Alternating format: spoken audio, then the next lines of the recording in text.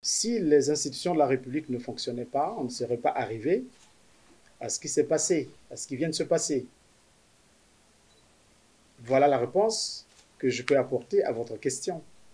Ce sont les institutions de la République qui fonctionnent, la constitution de notre pays, puis le règlement intérieur de l'Assemblée nationale. Donc, l'Assemblée nationale n'a fait que appliquer les dispositions contenues dans son règlement intérieur. Parce que, à quel moment doit-on convoquer une session extraordinaire? Ou qui doit convoquer une session extraordinaire? C'est écrit dans nos textes, dans notre règlement intérieur, qui est une loi organique. Il n'y a que deux instances, deux institutions qui sont emmenées à convoquer. Il n'y a que deux conditions. Donc, dans deux conditions, qu'on doit convoquer une session extraordinaire. Soit le président de la République demande au président de l'Assemblée nationale de convoquer une session extraordinaire, d'une part, soit la majorité absolue demande au président de l'Assemblée nationale de convoquer une session extraordinaire. Et pour le cas d'espèce, c'est la majorité absolue de l'Assemblée nationale qui a fait sa requête auprès du président de l'Assemblée nationale pour que l'on puisse convoquer la session extraordinaire qui a débuté aujourd'hui et qui vient aussi de prendre fin. Voilà dans quelles conditions on peut convoquer une session extraordinaire. C'est donc la preuve que les institutions de la République fonctionnent bien.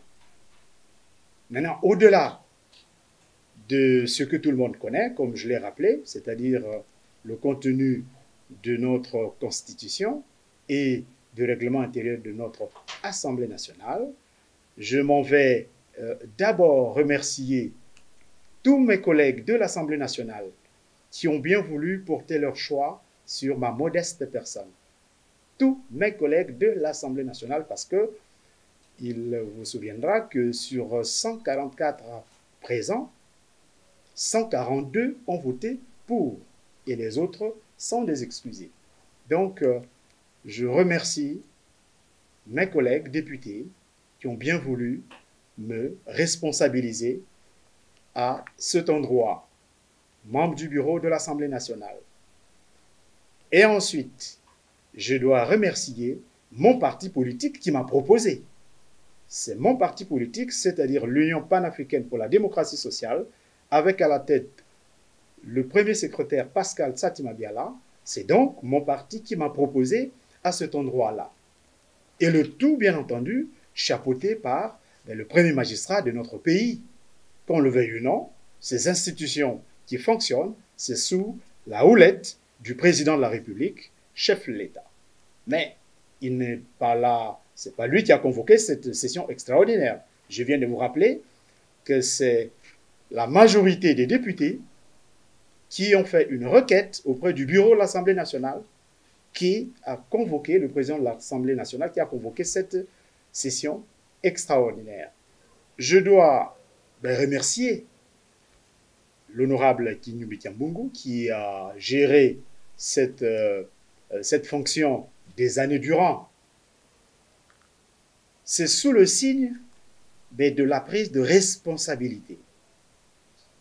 Il faudrait que les Congolais et les Congolais sachent et comprennent qu'est-ce qui se fait à l'Assemblée nationale. Pourquoi? Mais parce que on n'a pas communiqué suffisamment.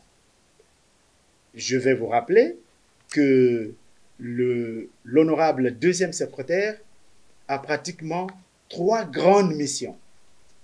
La première, il est chargé de la communication, il est chargé de la presse, il est chargé de l'information. Communication, presse et information de l'Assemblée nationale. C'est le porte-parole de l'Assemblée nationale. C'est le deuxième secrétaire qui porte la parole des 151 députés.